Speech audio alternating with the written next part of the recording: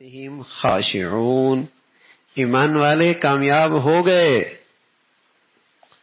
یہ نہیں فرمایا ہوں گے، نہیں فرمایا قد افلح، ایمان والے کامیاب ہو گئے. ان کی ایک بڑی نشانی کیا ہے؟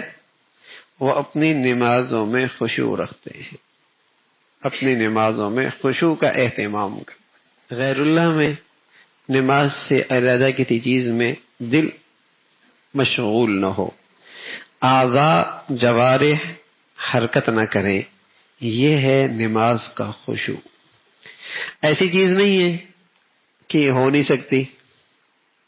اگر ایسی چیز ہوتی بھائی کریم داتا ہمیں کہتا ہی نہیں. سچی بات ہے، مہربان ذات ہم پر یہ بوجھ ڈالتی ہی نہیں کہ میرا بندہ کر ہی نہیں سکتا.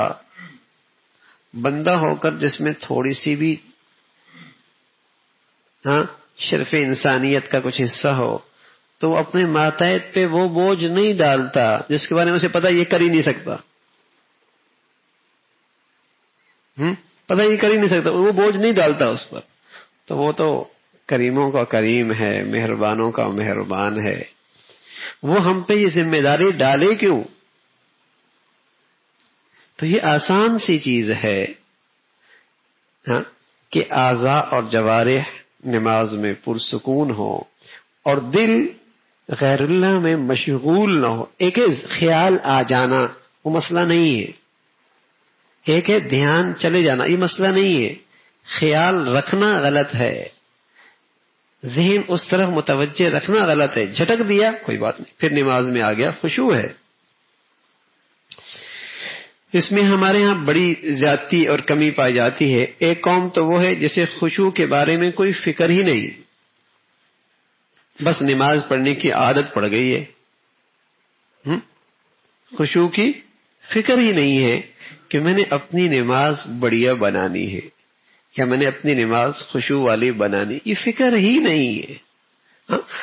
کپڑے بڑھیا ہو جائیں، صحت بڑھیا ہو جائے، دکان بڑھیا ہو جائے، گاڑی بڑی ہو جائے، نہ جانے کیا کیا کچھ بڑھیا ہو جائے.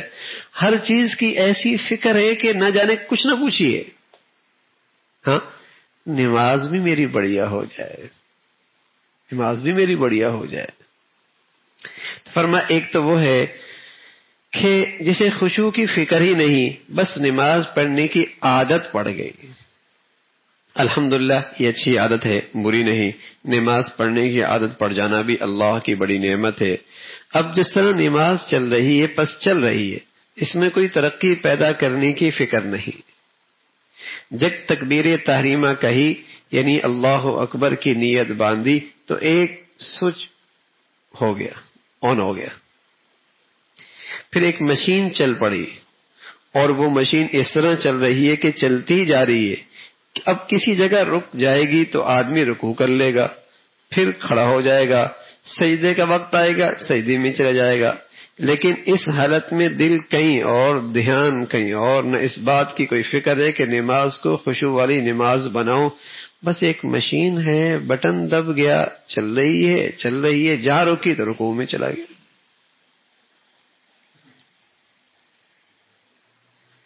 بس اوقات یہ ہوتا ہے کہ ساری نماز پڑھ گئے اور یہ یاد نہیں رہا کہ پہلی رکعت میں کون سی سورت پڑھی. یعنی اتنا بھی دھیان نماز میں نہیں رہا، پہلی رکعت میں کیا سورت پڑھی، دوسری رکعت میں کیا پڑھا تھا. بس جلدی اور تیزی سے تو چل میں آیا، معاملہ کر لیا. سورہ فاتحہ بھی تیزی سے پڑھ لی، سورت بھی جلدی سے پڑھ لی، پھر جلدی سے رکوع کے اندر گئے، جلدی سے سجدہ کر لیا. اس کو حدیث میں چونچے مارنے سے تعبیر کیا ہے. چونچے مار رہا ہے، کوے کی طرح چونچے مار رہا ہے، حدیث میں اس سے تعبیر کیا ہے. حدیث میں جو نماز کے آخر میں پڑھتا ہے یعنی عصر کی نماز کا وقت ہو گیا اور دیر ہو رہی ہے اور پرواہ نہیں ہے، اچانک جب وقت ختم ہونے لگا تو اس وقت جلدی سے قام فنقر اربعا، 4 چونچے مار لی. یہ چونچے مارنا کیا ہے؟ بس سجدے میں سر گیا، پھر جلدی سے وہ رٹے ہوئے الفاظ زبان سے نکالے اور پھر سر اٹھا لیا. خشوع حاصل کرنے کی فکر ہی نہیں، توجہ ہی نہیں. جس طرح گاڑی چل رہی ہے چلاؤ، اس میں ترقی کرنے کی کوئی فکر نہیں.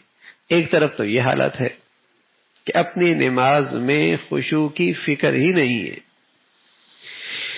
دوسری طرف حضرات کی حالت یہ کہ اس کو خشوع حاصل کرنے کی کچھ فکر تو ہے، اور اس فکر کے نتیجے میں خشوع حاصل کرنے کی کوشش بھی کرتے ہیں، لیکن جب خشوع حاصل نہیں ہو پاتا، جو اس کا اعلیٰ درجہ ہے وہ حاصل نہیں ہوتا، تو مایوس ہو جاتے. یہ بھی ہے کیا نماز میں دھیان آتے ہیں، خیالات آتے ہیں، مایوس ہونے لگتا ہے کہ یہ کوئی ایسی چیز ہے کہ یہ تو ممکن ہی نہیں ہے، اور یہ سمجھتے ہیں یہ تو ہمارے اختیار سے باہر کی بات ہے.